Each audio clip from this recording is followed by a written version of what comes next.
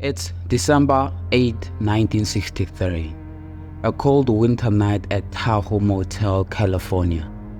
Two men are seated comfortably in the room. The radio is playing. They conversate about what conspired during the day. Suddenly, around 9:05 p.m., there's a knock at the door. Two men, shocked but curious who it might be. "Are you expecting a guest?" one man asked. "No, are you?" shudders with a response. The uninvited guest knocks again, this time a little bit louder. No reason to be scared, he gladly approached the door, swinging his hand at the doorknob and opens the door. A mysterious figure lingers at the door.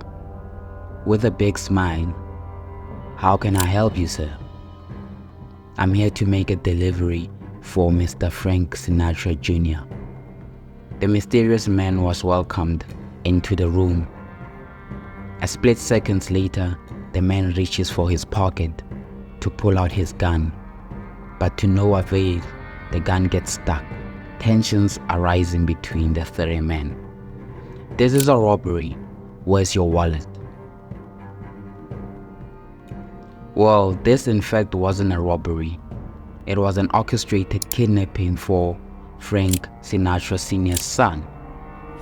The crew decided it would be financially lucrative to plan a kidnapping of a millionaire's son. But the only issue is that they were not aware of Frank Sinatra's affiliation with the Italian mob, and that they will not get a chance to spend even a single dime of the ransom money.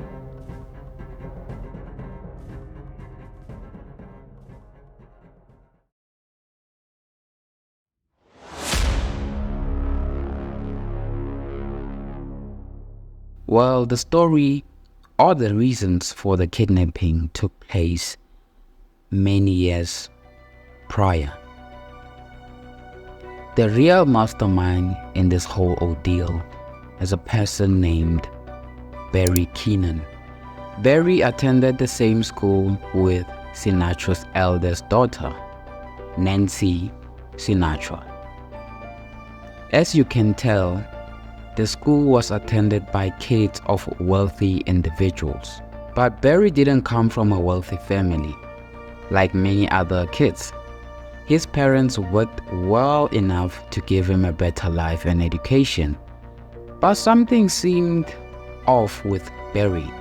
He would oftentimes fantasize about kidnapping one of the kids in his class, and to his defense, would regard it as a survival tactic. Clearly, he had the urge to commit something sinister, but just lacked a big enough reason. It's no question that Barry was a bright young man. At the age of 21, he became the member of the Los Angeles Stock Exchange, which made him very rich in the process. He was indeed living the American dream until he woke up. Barry got into a vehicle accident which affected not only his finances because he lost his job, but it also affected his mind. He essentially became depressed and addicted to painkillers. His family was severely impacted too, as his father also lost his job and his mother suffered from a mental illness.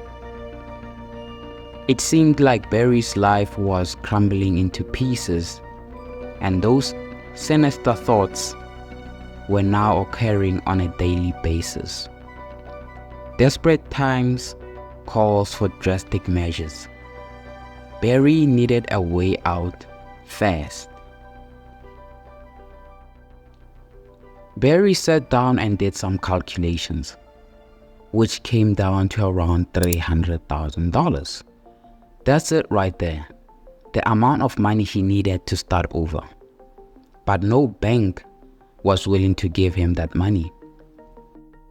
In some of the interviews, Barry claimed that God spoke to him and told him that kidnapping a child of a famous person is the key to solving his financial problems.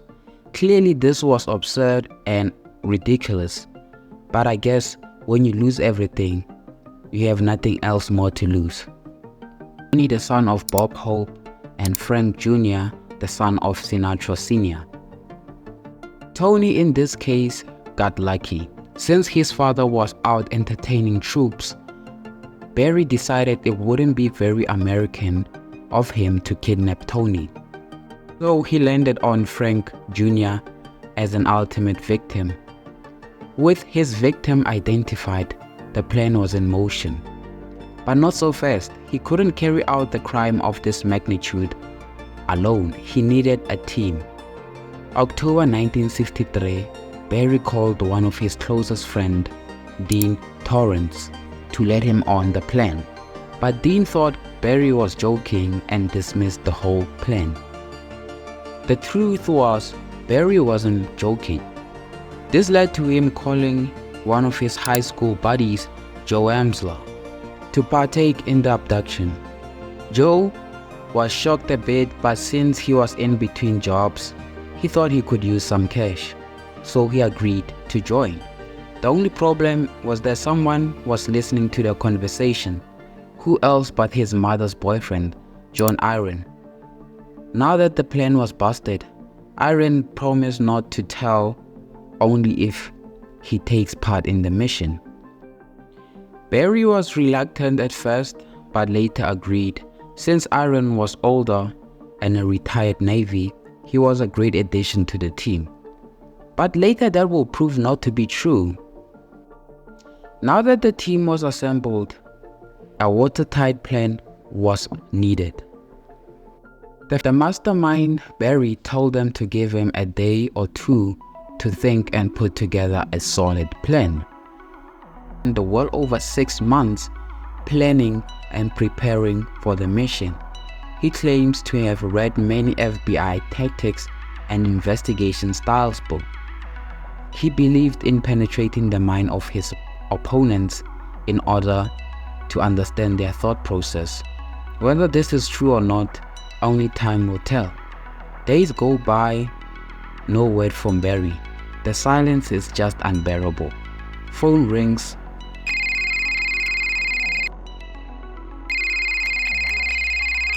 Joe answers. It's Barry, telling him to meet him at the diner.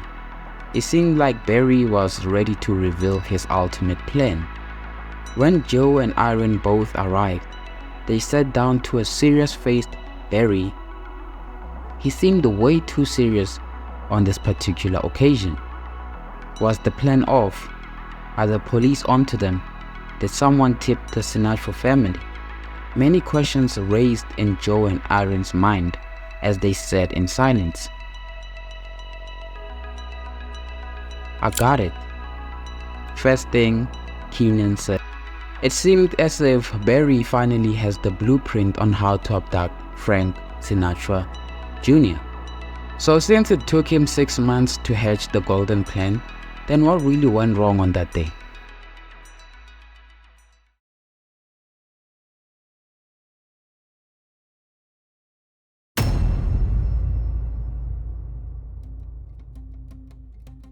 Barry was keeping tabs on Frank Jr. Basically, he gathered information on Frank's tour schedule, where and when was Frank's band playing. He was essentially Frank Jr.'s biggest fan. The first attempt of capturing the Golden Goose was at Phoenix, Arizona. Notice I said first. Yes, the abduction was not a success on its first try. They actually failed multiple times. 6 months of planning and FBI readings. The team is not doing as bad as I thought. They checked into a nearby guest house where Frank was scheduled to play. They had to abort the first attempt. They were just not prepared.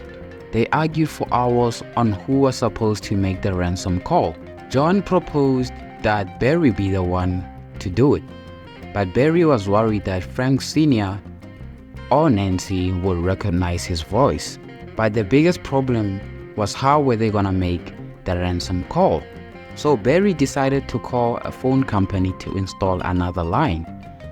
But unknown to them, When the installer arrived, after installation, he had to take the phone that was already with them, which had their fingerprints. So they had to abort the mission as soon as possible.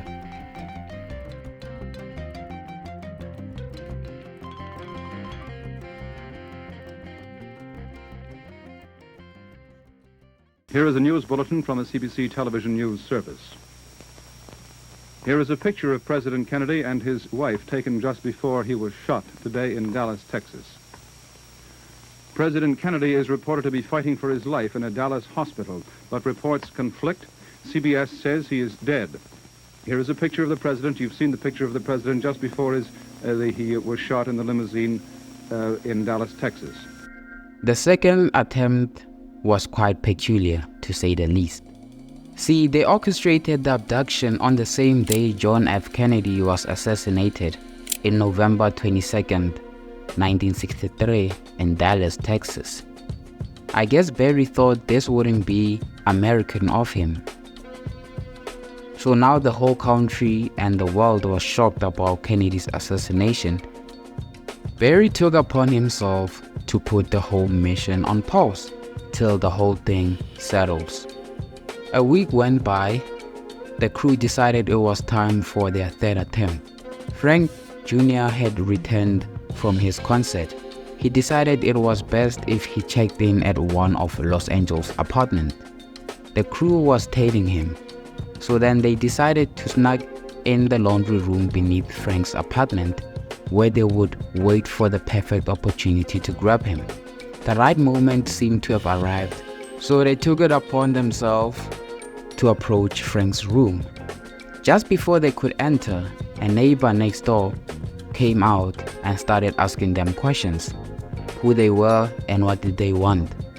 Without any response, Joe quickly shouted, "We are here to make a delivery." But the neighbor wasn't buying the story, so she was threatening to call the police if they didn't leave. So there was another failed attempt. The crew was quiet on their way back home.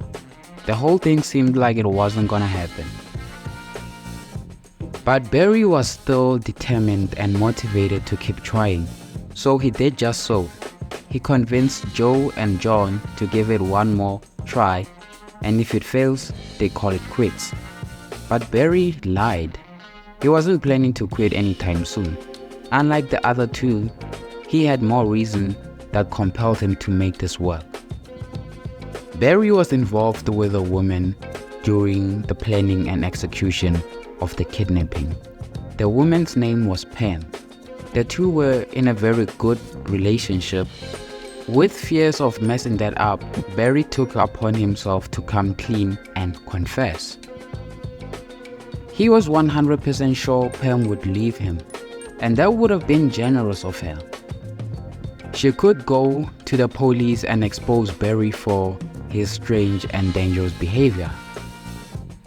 But what's shocking is that she did none of those. On the contrary, she was turned on by the whole thing, to a point that Barry was even worried. It was as if she always wanted to do this, and now Barry gave her the reason to. Days later, the crew traveled to Lake Tahoe in California, Sierra Nevada mountains. This is where Frank was scheduled to play. Their $1,000 was a small price to pay because a big fat check was on its way.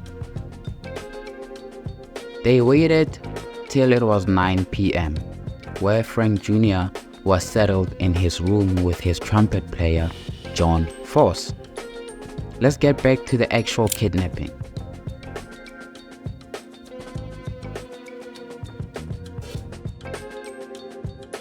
Pointing the gun at Frank Jr., the crew rushed in the room to tie up and blindfold the trumpet player. Frank Jr. didn't give in so easily. He tried fighting off the kidnappers, and during the whole commotion, it led to Barry mistakenly giving out Joe's name, which later would prove to have dire consequences. But that didn't matter at that moment. They managed to tie up Frank and forced him to drink alcohol and take sleeping pills.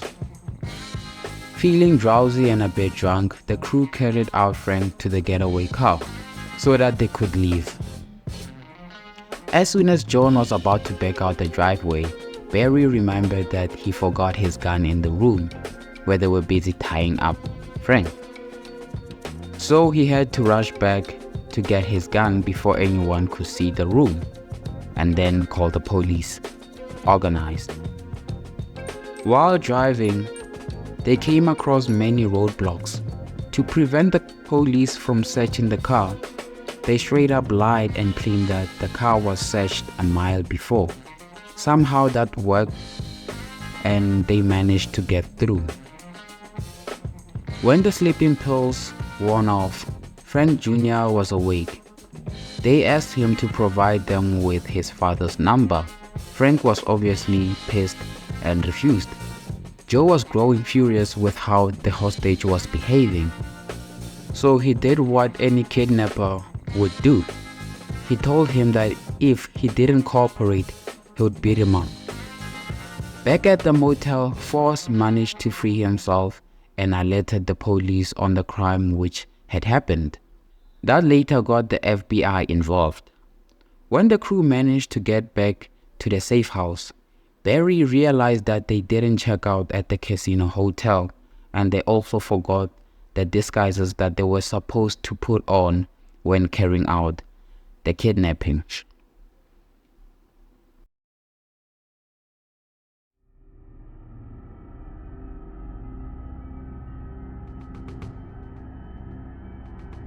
So again, Barry had to drive back another 12 hours just to check out at a hotel. This time he was accompanied by Pam. When they got to the hotel, they used the elevator where there was 2 FBI agents. Barry calmly said hi and they nodded back. When he and Pam got back to the room, everything was as it was, so they quickly packed up, but as they were about to leave, Pam came up with an outrageous idea. She suggested they should have sex because the casino already billed them for the night and the whole kidnapping was turning her on. Upon John Force freeing himself and alerting the police, the whole Sinatra family was waiting for the call from the kidnappers. So the crew took about a day from the initial kidnapping to make a call. We could say Frank Sinatra Sr. was waiting and prepared for them, together with the FBI. Remember when I mentioned that they argued on who was the right person to make the ransom call? Well, they landed on John Iron being the one to make the call. So they left the safe house to a nearby gas station to make the call.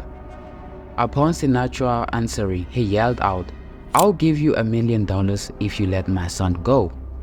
Since Barry initially told them they only need, so the Sinatra family did as they were told and gathered the money to pay the kidnappers.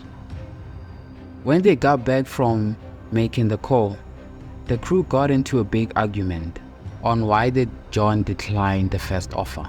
Let's just say what John did was totally unacceptable in Barry's eyes, but who can blame him? He was just acting to instructions that he got from the mastermind, Barry Keenan.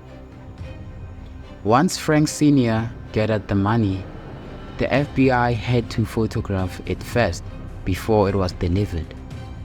On the call, the kidnappers told Frank Sr. to drop the money between 2 buses in California on December 11th as to Barry's instructions. See, Frank Sinatra Sr. wasn't just your ordinary famous musician.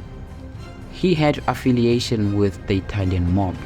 Even though the rumors were later debunked by the FBI, one thing that sticks out is that on the day of receiving the ransom call from the kidnappers, later that day, Frank Sr. made an interesting call to a particular somebody. And that somebody was Sam Giancana.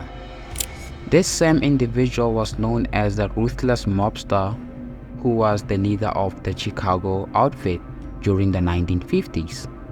His reputation was deeply invested in illegal activities such as illegal gambling, illegal liquor sale distribution, and oftentimes his involvement in politics, or let's just say his influence, because he was known for his involvement in the J.F. Kennedy presidential victory in 1960.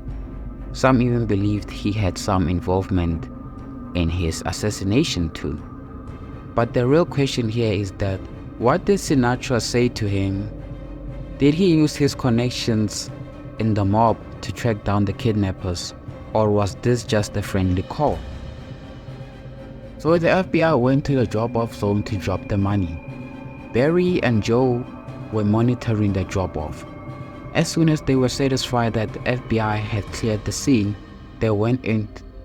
But unbeknownst to them, the FBI never left. Instead, they were also staking out the drop-off zone to see if anyone would come collect the money. When Barry and Joe were about to take the money, 3 yellow cabs pulled up. The men inside got out the cars and surrounded them, but Barry casually picked up the briefcase and tossed it in his car and drove off. He knew that the FBI couldn't arrest him until the hostage was released. That was now Barry's plan, to hold Frank Jr. a little longer so that it will buy them some time to escape, but that didn't happen. Aaron was the only one left to watch over the hostage back at the safe house, but he was getting too nervous and hesitant, so he decided to let Frank go before Barry and Joe could come back. So, being aware that he messed up, John decided to head for the hills and make a run for it. Once Barry and Joe arrived back to the safe house, Barry had other plans in mind. Since he and John had the money, they decided to do some spending. So they did just so. They decided to spend some of the ransom money. Joe grabbed some and went to hide at his girlfriend's house. Barry was left behind to clean the safe house before leaving with the money to also hide for a while. Remember, John, the guy who freed Frank Jr., was now scared that Barry and Joe could plan to take him out. So to counter that, he decided to flee the state. But before he'd do that, he decided he needed to conform to someone. Who else but his brother? So he called his brother at a payphone and confessed everything that conspired with the kidnapping. But later that proved to be the downfall for them, because John's brother alerted the police moments after he ended the call with John, which resulted to the police alerting the FBI to track down John before he could flee the state. Few hours later, John was apprehended in San Francisco. Seeing that it was all over, he saw it fit to rat out Barry and Joe. With his full cooperation, he gave the FBI their location. Moments before Barry could start counting and planning how he would spend the money, the FBI was already banging at his door, ready to arrest him. Both Barry and Joe were apprehended on the same day. You might be asking, well, what happened to Frank Jr.? Upon his release by John, he ran as fast as he could with fears that the kidnappers could change their mind and kidnap him again. He came across a security guard whom he asked to call his older sister, Nancy, to come and pick him up. Newsmen who had shared the vigil with the family swarm about young Frank, his mother Nancy, and sister Tina. Understandably shaken by the ordeal, the boy and his mother answer the questions put to them. I was scared. I was a little bit nervous, naturally, but the only thing I could do is hope for the best. What Frank confident that it turned out all right, Frank? Over here. We just prayed that it would. I just Mr. Sinatra, Yes, sir. when was the first time that you talked with Frank? Was it when he was brought home, or did he talk to you on the phone beforehand? When he was brought home. When did you first know he was safe? When did you I learn? never knew that he was safe until I saw him. How do you feel now? How do you feel now, Mrs. Just Sinatra? beautiful, thank you. And may we be excused. When will you go back to work, Frank?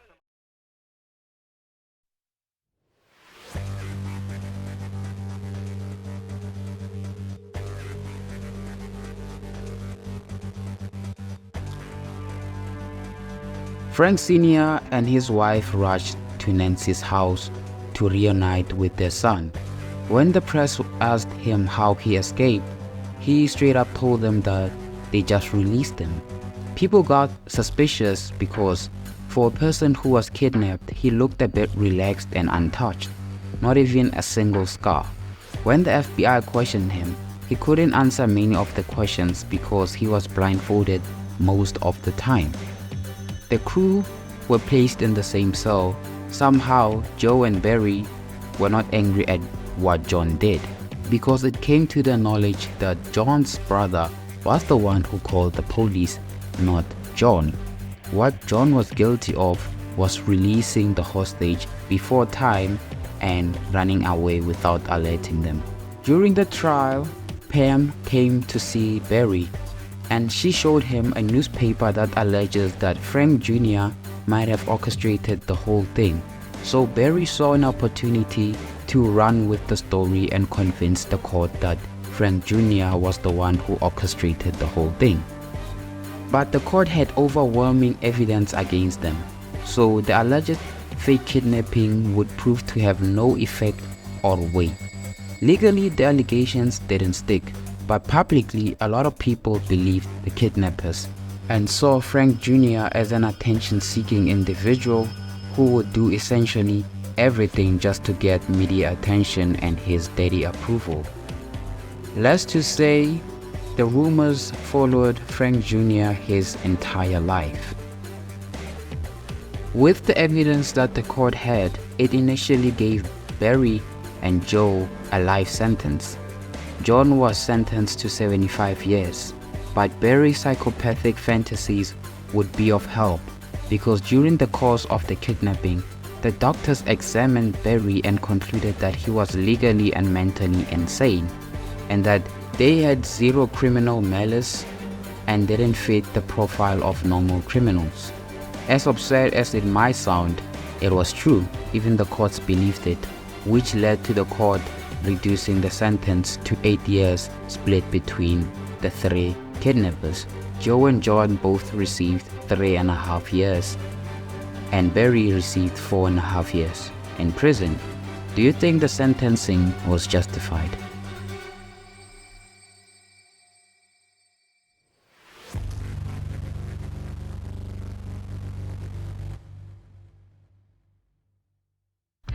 After doing time, Barry was released and allowed back into society.